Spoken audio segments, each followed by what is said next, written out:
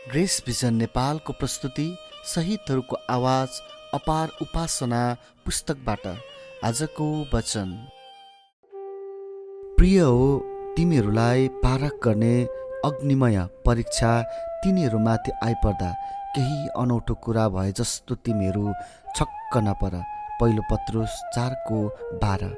Pastor ली डेसियनले वचन प्रचार गर्ने कार्य सुरु गरेको मात्र के थिए, घरेलु सङ्गतिको ढोका अचानक गड्याम्म खुल्यो र चिनिया जनसुरक्षा बल सशस्त्र अधिकृतहरू त्यहाँ उपस्थित भई सबैलाई थर्काउँदै पास्टर लीलाई गिरफ्तार गर्न कोठाभित्र ओइदिए।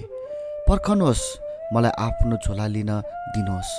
सधैँ झैँ पास्टरको बोली शैली अधिकृतसँग पनि कोमल तर दृढ थियो।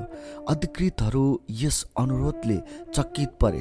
पास्टर लीले लिएको बन्द कालो झोलालाई बेसरी समाउँदै र खोल्ने कोसिस गर्दै सोधे, यसमा के छ?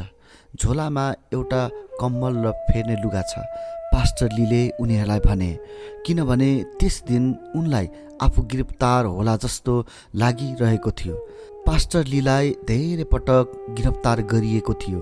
2 पटक त सिपाहीहरूले उनलाई रगत छादुन्जेलसम्म पिटेका थिए र 1 पटक उनलाई उनकै बाइबलले अनुहारमा हिर्काएको थियो।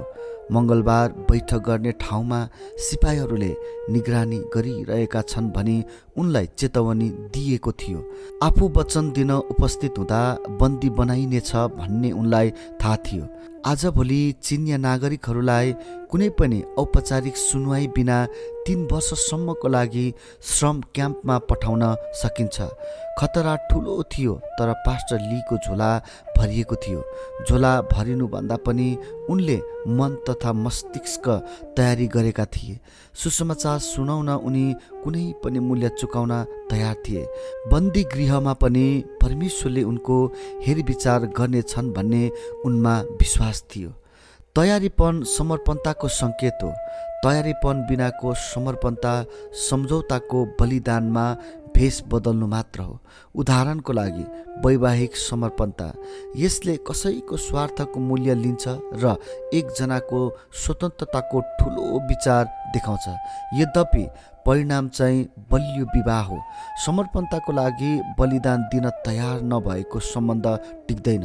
सम्झौताले समर्पणताको लागि हाम्रा इच्छा र क्षमताहरूलाई कमजोर बनाउँछ। यसरी नै ख्रिस्टमा विश्वासीहरूको समर्पणताको लागि मूल्य तिर्नुपर्छ। हाम्रो दैनिक जाँचमा इसाई मूल्यको समर्पणता देखाउन तयारी हुनुपर्छ। यसको लागि हामीले दैनिक प्रार्थनामा समय बिताउनु मूल्यवान हुन्छ। मण्डलीमा आराधनाको लागि जम्मा हुनु पनि मूल्यवान छ। यो कडा परिश्रम र जाँच, दुर्व्यवहार र यद्यपि गिरफ्तारीमा पनि सम्झौता बिना हाम्रो समर्पणता जोगाउने मौका हो।